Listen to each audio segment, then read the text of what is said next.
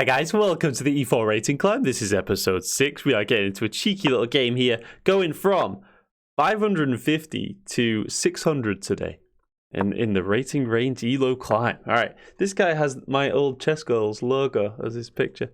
Alright, so we're going to come out, Rue Lopez. In this series, we're going to try and play super principled, guys, because this is supposed to be instructive for people coming through the sort of, you know, low ranges up to 1,000. So here we kick him back, or we just develop the knight. Yeah, I like takes because I get another pawn towards the center, supports this pawn break. I'm quite happy. And also at the end of this series, guys, these people will be given their points back because I'm a higher rated player. For those of you that don't know the channel, yeah, I'll tell chess.com this was an instructional series. And yeah, we'll get the points back. So we can come out and pin this bad boy. And then this move looks very strong. We can add pressure to the pin piece with this knight jump, and it can be quite uncomfortable. Okay, so that unpins the knight, but it also undefends it. So we can take it, damage the structure, open up their king. We can do the same on the other side, but then they'd have the bishop pair. I don't want to give them that. I'd love to trade off my bishop for theirs, and then at least they've only got one bishop. Yeah, a bishop pair is stronger than a knight pair, guys, but you know, one bishop on its own isn't that good. So here, so this threatens this. Let's just set up this threat, see if they see it. So I always say, guys, like, people are good at chess until they're not. Like, which it sounds obvious, but like a 1500 will tend to go like 20 moves before they make a mistake, whereas at this range they'll maybe go like 5 or 10 moves. But yeah, you got to respect them up until like that point. So here, you can take the bishop off the board. If this, you can totally mess up the structure, can't we? But wait, we've only got 1 minute. I have lost at this range many times, guys, and that's strange, taking away from the center. Yeah, I've got big time issues, so this series is actually really helpful for me, just trying to improve my time management, you know. So centralizing the rooks is the last phase of development, and now it takes we'd correct their structure, but it's nice we got this knight pinned. We could go back as just a slow move, but it just stops them kicking me. So they step out of this pin, so I could rotate my bishop round, hit the queen. The bishop wasn't doing much against this knight here, so I actually prefer it on this square, on b3. So now we want to start opening my queen up. And since their king is exposed, we want to be the ones attacking. So if this takes, yeah, I want to keep the center closed because it doesn't allow them to mobilize their pieces in defense of the king. Alright, so they're going to maybe counterattack here. So I might just push this just so I've got a little cubby hole for the bishop. I really like this diagonal, and I don't want them to kick me off it. So bishop's looking very happy. Rook and queen are looking happy. This rook now just needs to be brought to the center, really. So they're stepping their king off this square here. But I can bring my queen now. Bishop covers that square, but I can try and go here or here maybe. And they're turning... Wow, that's really good play. Really good play. They're turning this disadvantage of the open king into attacking chances for them. You know, using the open file. So this knight was threatening this move here, so I had to slide the queen all the way back. And now let's push in the center, I think. Yeah, if here, I'm going to snap that knight off the board and grab a pawn in the process. And then if knight back here, maybe I can really cramp that knight. Okay, so the knight's threatening this. You know what? Let's just cramp this knight, cramp the rook. If this does open up the light squares a little bit, and my bishop is far from being able to help defend, isn't it? Oh my god, I'm losing on time. Oh, 2 minutes against 20 seconds. Okay. Yeah. like I say, guys, time is my issue. I've been playing a lot of 10-minute chess recently, so I've totally forgot that I had no time. I forgot this was a 3-minute game, if I'm completely honest, guys. So we should be winning a piece here. They might sack, actually. Takes. I'm pretty happy. Oh, wow. They slipped the knight out of danger. It's a great move. Is the bishop trapped yet? No, they can literally take it. Oh, no. They can take it. We cannot recapture because the pawn is pinned. But we are just playing moves instantly. So, not going to be too harsh on myself. But yeah, okay, they're letting me grab that piece, not seeing the pin. And then we've got to start mobilizing my pieces. Maybe this, line up with their king. This would come with check. If we take, we've got 19 seconds. We're going to try and catch them up on time. This is going to be tough, guys. Yeah, I'm scared. It's a 700, so he's not, yeah, he's like pretty decent. So this, now the pawn is pinned. Maybe we can centralize. Oh, that looks like a juicy little jump.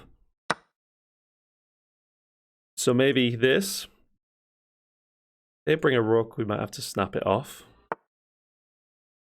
Like, oh, not sure what to do there. Yeah, that knight looks strong. How do we kick that knight out? This. Try and get our knight on a similarly annoying square for them. Also, we really got to reconnect these rooks. This is dangerous stuff. The whole back of my position is looking vulnerable. But now the rooks are connected, we're a bit better. Can't we throw in this move? Oh, I guess they go here. But then I take this. If this, I take there. Just to disconnect the queen and knight there, that was my thinking. I think it works. It looks like it's a good idea. I don't know if it works, but yeah, disconnecting the queen's defense of the knight. So now the queen's hit, knight's hit. Okay, so we win a cheeky knight, which it was, and it was a cheeky knight. It was a really annoying piece. So we're up enough material. This looks nice, hitting the queen. And then this jump looks interesting. Maybe we want to double up the rooks. Yes. We see if he knows en passant. Please don't. Oh no, he knows it. Oh no. Okay, I think all my pieces are getting held together just about. Maybe this piece is hanging, but I'd be happy to trade a rook. This looks like it solidifies my position. 13 seconds to go. And we're looking at moves like this. Also this setup coming in here. Also trying to trade the queens. We're up 6 points of material. Maybe we also double the rooks. So we've got a few candidate moves. Bang, bang. Yeah, let's just play a move. Try and trade the queens. I think that might force a trade. Their queen looks pretty stuck as it goes there. But let's just play a move. Not sure. This opens up this with the queen. This. Are they going to try and get a draw? I think they might. This. Cheeky check, mate. I knew that was checkmate, guys. I knew. That is pretty spicy, actually. Yeah, the rook cuts off the escape squares for the king. The queen covers all these squares. Yeah, so as you can see, six blunders. As you can see, I have massive time issues, guys. But yeah, we're gonna try and improve on that in this game. First game's always tough, so I'm giving the introduction and stuff like that. But today, like now, we are getting right into the meat and potatoes of this video. So pressure here. Maybe we pop out. Maybe we add some pressure like that. Queen here would be awful to defend the pawn. Pawn comes out. Does that work? I don't know if it does really, because don't we get this pawn at the end? They take. Okay, that's a spicy little move. And it doesn't look good. Check. Yeah, always look for this check, guys. Especially when there's a pawn on this square stopping the knight coming back. So bang, we take that knight. It's a very common tactic, guys. Do your puzzles and you'll embed that one. It's a really common puzzle. Yeah, guys, what do you think? I want to do a video about chess psychology because I've had a few people sort of been real down about their ELO and stuff, like, and because that's like the goal of this channel is literally like chess goals improve your ELO. But I sort of regret that a little bit because I think it's a bit too goal oriented and not just like enjoying the game and all that. So yeah, I might do a video about psychology and just trying to measure yourself by something other than ELO, or like at least over the short term. You know, ELO's a good long-term guide, but I think over the short term, yeah, try and just look at other stuff and feel your improvement. Because learning is not linear, right? But yeah, back to the position, right?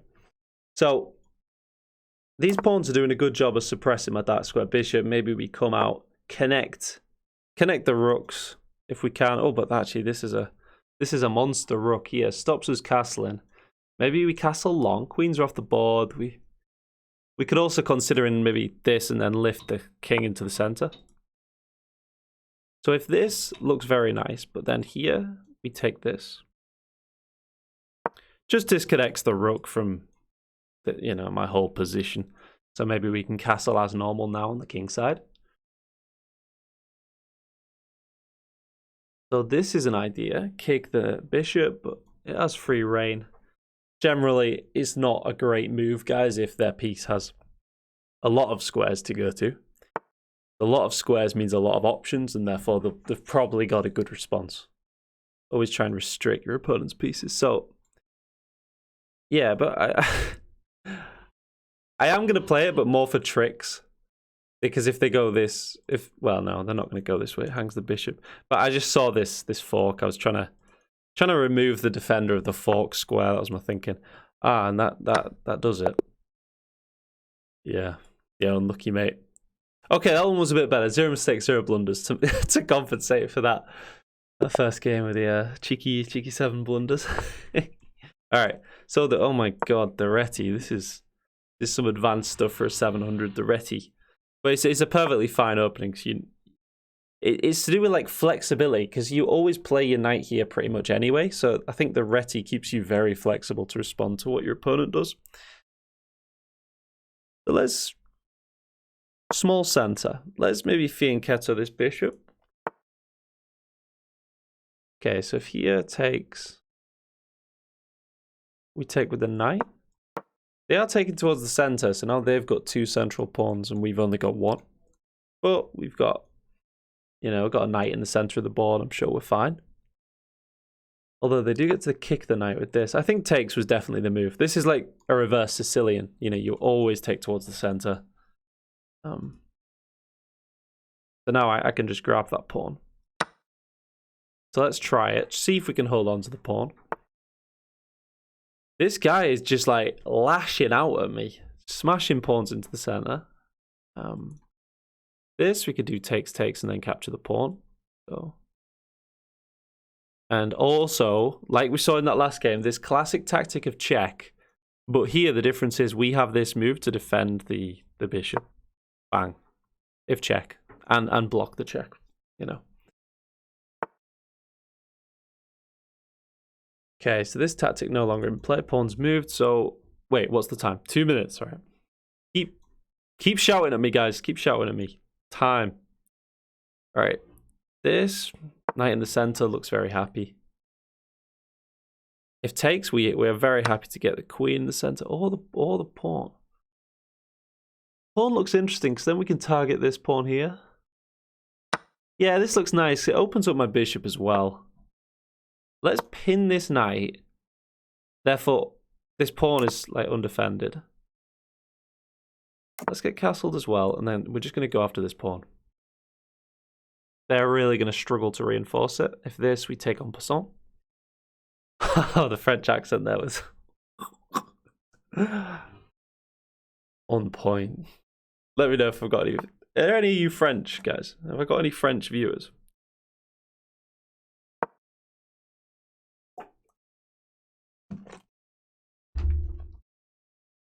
I was thinking of doing a video like how to get to more girls. How do I get more girls to watch the channel? It's like 2% female at the minute.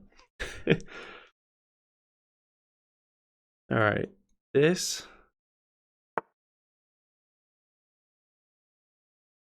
Yeah, why is chess so male dominated, guys? Let me know in the comments. Controversial question, maybe, but this. I don't really want to give up my bishop for their horrible pinned knight. Oh, this guy. Okay, weakening his king.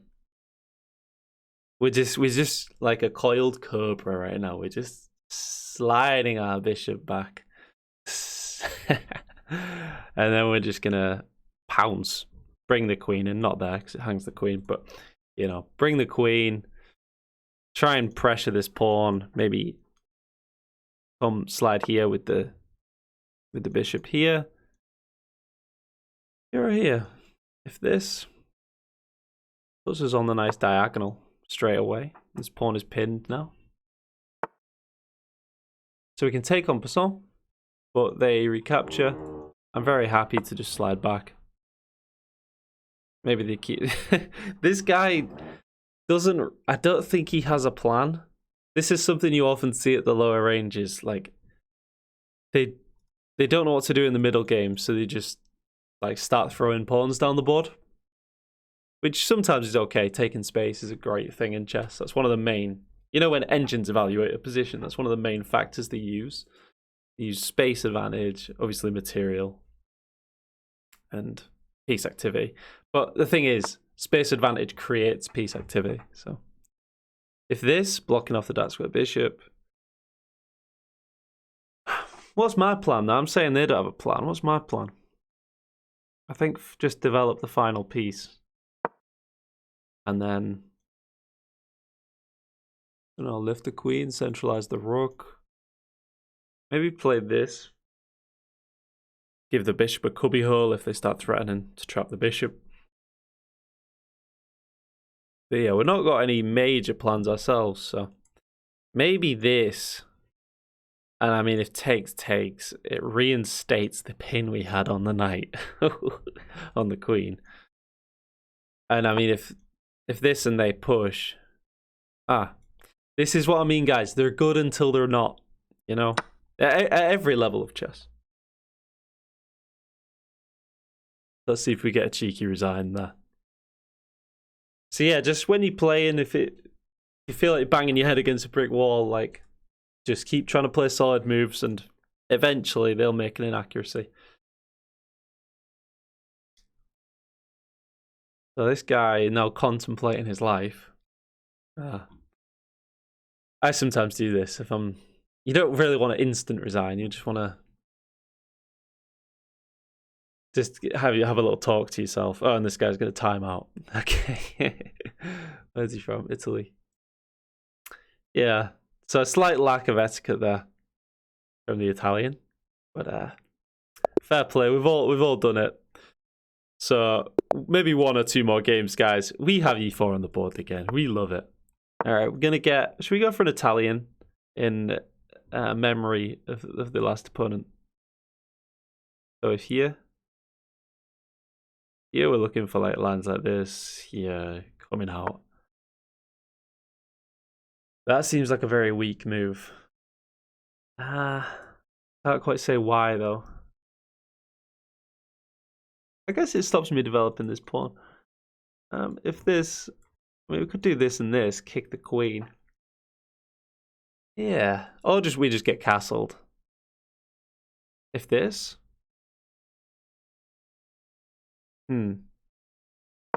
Flummoxed me a little bit, this move, guys.